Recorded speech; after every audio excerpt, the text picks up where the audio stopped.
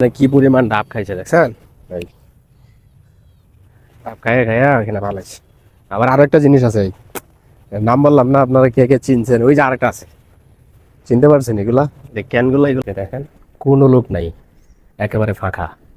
কিন্তু এটার মধ্যে একটা সময় লোক থাকবে, যখন আমাদের এই পাশের যে প্রজেক্টে কাজ চলতেছে ওইগুলো যখন কাজ কমপ্লিট হবে, তখন দেখবেন এগুলোর মধ্যে লোক থাকবে, তখন তো এইভাবে আসা যাবে না। এটা হচ্ছে রিসিপশন খুব সম্ভবত। আমরা প্রথম যখন এই প্রজেক্টে আসছিলাম না, এগুলোর মধ্যে বসে ভাত খাইতাম, তখন এত পরিপাটি ছিল না। পরিপাটি তো এখন করা হয়েছে।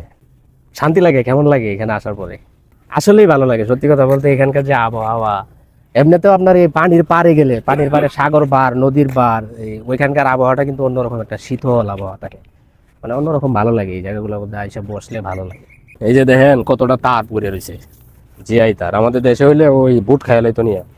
সমস্যা তো ভাই অনেক। হ্যাঁ, দিনকাল ভালোই চলতেছে আলহামদুলিল্লাহ, আল্লাহর অশেষ রহমতে আল্লাহ তাআলা ভালো রেখেছে।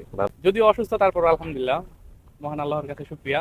ওই দিন আমার হাতে কোনো টাকা ছিল না, যার কারণে আপনাদেরকে হয়তো এত সুন্দর করে ভিডিও করে দেখাতে পারিনি, ভিডিও করে রাখতে পারিনি। আর যদি রাখতে পারতাম তাইলে আজকে দেখাইতে পারতাম যে কতটুকু পার্থক্য। এই যে আমার পিছনে যে জায়গাটা দেখতেছেন বালি ভরা, এটা এটা একটা সুইমিং পুল ছিল। এই সুইমিং পুলটাকে মনে করেন বালি দিয়ে ভরে ফেলছে এবং খেলাধুলা করার জন্য একটা জায়গা রাখছে এখানে। কিন্তু দেখেন এত সুন্দর জায়গা না, এত উন্নত জায়গা না, এখানে কিন্তু কোনো মানুষ নেই। এই যে আমাদের সেলস গ্যালারি, এটা এখনো পরিপূর্ণ চালু হয়েছে না। এখানে পুলিশ আছে, আমাদের কোম্পানির 2 জন, ওরা তাকে কিছু বলবে না। দূর থেকে দেখলে মনে হবে যে সবুজ ঘাস, দুবরা ঘাস, কিন্তু না, এগুলো কার্পেট। এই যে দেখেন এনে একটা জাল কে জানি ফালাই রেখে গেছে। জাল ভালো না মনে হয়, এমনি তো ভালোই দেখা যায়।